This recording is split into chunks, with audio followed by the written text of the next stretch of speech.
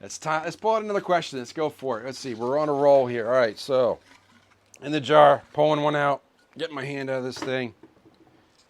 Uh, number 6. I'm not going to hold up the screen anymore because it doesn't really work. How do I get Bitcoin? It's a good question. How do you get Bitcoin? I will tell you the easiest way to get Bitcoin in a moment. But there are lots of ways to get Bitcoin. You can buy it on the computer. You can buy it with an app. You can buy it at an ATM. You can go you could drop off coins at a coin machine at most grocery stores, and they will give you Bitcoin. Now you need to have that. You need to have a wallet to put it in. That's another conversation. That's another topic we'll get to in a moment. But to get Bitcoin, the simplest way is to use something that already it works with Bitcoin that will translate your dollars into Bitcoin. The easiest application out there is called Cash App. Now, there are going to be other ones that are out there. There's PayPal, there's Zelle, there's a few other things, but Bitcoin, there's a button on Cash App, and if you need that, we could certainly teach you how to do that.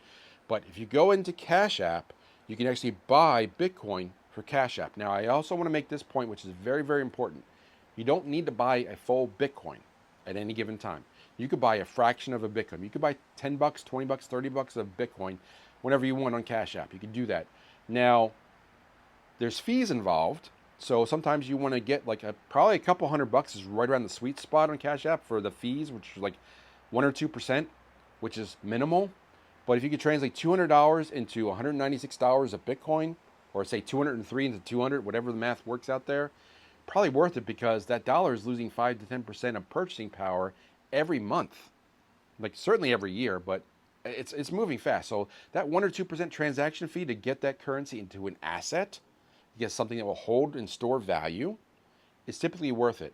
And that's why the gold and the pawn shops, the gold shops, the silver shops, there'll be a premium, right? There's a premium when you buy, like if you go in and buy a silver dollar or an eagle, a silver eagle, like the spot price. There's a spot price of silver, but then there's a premium that they charge. That's the money that the store makes. That's basically the same as the transaction fee of getting from Bitcoin from dollars to Bitcoin. Now, one last point. That's getting Bitcoin. Okay, now you bought it on Cash App. Congratulations, you own Bitcoin.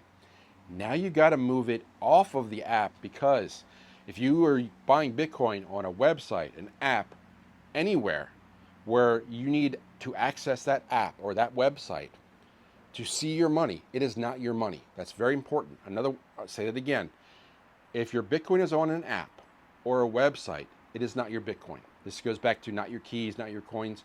You have to move that Bitcoin from Cash App to a wallet. That's going to be another conversation we have in a minute. But you've got to get it up there so it's not your keys, not your coins. If you have, reaching in the wallet again, you got a dollar bill, right? And it's on the ground, it's not yours. If you find it, that's great. Now it's yours.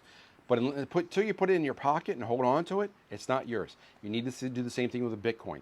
If you take a dollar and drop it on the ground, right? That's what you're doing when you buy it on Cash App. You have taken your dollar and you've created a dollar on the ground, which is in the form of Bitcoin now. You need to scoop that up and put it in your pocket. That's moving it off of the app and into your wallet. Okay, we'll talk about that in a minute, but the best way to get started in Bitcoin is to buy it on Cash App. You can buy it for a couple $100. You can buy it more, buy it less, and there's other ways to buy more too, like over the counters. You can contact me about that. I've worked with people that want to buy $50 to 50 million, and there are answers for all of those. But for the average consumer that's just getting started, say $100 worth of Bitcoin, Cash App is your answer, and then you need to learn to move it off of Cash App into your wallet. So you put that $100 bill you just found into your pocket. And we'll talk about that in another video. So let's move on to the next one.